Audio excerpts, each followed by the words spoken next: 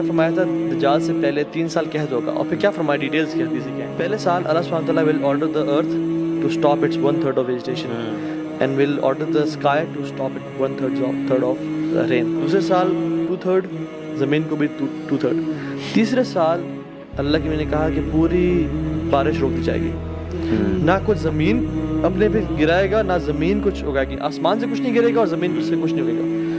صحابہ نے کہا رسول اللہ صلی اللہ علیہ وسلم پھر لوگ کھائیں گے کس پہ, کیا گزارا کیا ہوگا ان کا, مومن کے لیے کیا ہوگا. تو فرمایا ان کا جو طعام ہوگا نا وہ ہوگا سبحان اللہ الحمدللہ لا الہ الا اللہ, یعنی ان کا جو گزارا ہوگا وہ اللہ کے ذکر میں ہوگا. and then Dajjal will emerge and Dajjal will come out and provide financial solutions to the earth. زمین میں کیا ہے rain, it will rain. He'll pass by a desert, be green, it will turn green. اپنے ساتھ 2 mountains ہوں گے, ایک mountain of bread, ایک mountain of river. ساتھ جنت اور جہنم ہوگی. اللہ کی میں نے کہا اس کی جنت جہنم ہے اور جہنم جنت ہے. یعنی تمہیں اگر حکم دینا کہ تم کہاں کیا چوز کرنا چاہتے ہو, اپنے آنکھوں کو بند کر کے جہنم میں کود جانا. اور مسلمان تو جو آج کل کے پیروں کو سمجھ رہے ہیں کہ جو پیر جو نا شف کر کے شفا دے رہے ہیں لوگوں کو, ٹھیک ہے, اتنے لوگ, اور جو پیر ننگے بیٹھے ہوئے ہیں بے شک, لیکن ہاتھ مارتے ہیں اور شفا دے رہے ہیں. یار ان کو ڈسیو کرنا تو دیکھیں جو بھی مٹیریلزم کا شکار ہے نا وہ تو کیا ہے, جس کا اللہ کے بارے میں وہ اللہ دین کے جینی والا کانسیپٹ ہے نا, تو میں چراغ رگڑوں گا نعوذ باللہ, اور وہ گاڈ جو ہے مجھے کچھ بھی دے گا کہ حکم میرے آقا. دجال نے یہی کرنا ہے آ کے, بلکہ ایک بچے نے پوچھا ہی, میں نے واقعہ ایک دیوبند عالم کے منہ سے سنا تھا کہ دجال کے ماتھے پہ کفرہ لکھا ہوگا. ہم اتنے بے وقوف ہیں, ہم ریئلائز نہیں کر سکیں گے. خیر انہوں نے ایک منطق سے جواب دیا, بڑا انٹرسٹنگ تھا, میں بتاتا ہوں.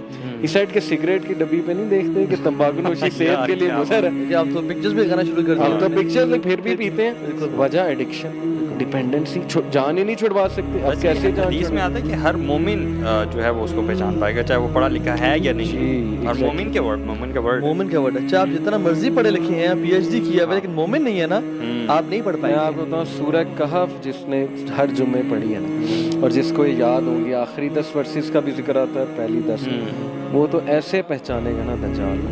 اگر آپ آج کل کے فتنوں سے نہیں بچ پا رہے, نیٹ فلکس کا فتنہ, خواتین کا فتنہ, مال کا فتنہ, اپوزٹ جینڈر کا فتنہ, پورن کا فتنہ, تو پھر آپ جو یہ چھوٹے موٹے فتنے ہیں, تو پھر کل دجال کا جو سب سے بڑا فتنہ آئے گا اس سے کیسے بچ پائیں گے.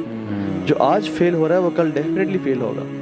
اور آج اگر ایمان ہے تو ہم ان فتنوں سے بچ جائیں گے, اور کل کو دجال کے فتنے سے بچ جائیں گے. سو اپنے ایمان کی حفاظت کریں, اور اللہ تعالیٰ سے امید ہے, اور اللہ تعالیٰ سے مدد مانگیں, دعا کثرت کے ساتھ کریں کہ اللہم انا نعوذ بک من فتنۃ المسیح الدجال. اور اس کی بہت ساری دعائیں ہیں, کثرت سے اللہ سے دعا کریں کہ یا رب تو ہی بچا سکتا ہے, ہم تو نہیں بچ سکتے, تو نے ہماری مدد کرنی ہے. اور اللہ تعالیٰ ہی ہمارا حامی و ناصر ہے, وہی مدد کرنے والا ہے, اس کی مدد کے بغیر ہم کچھ نہیں کر سکتے.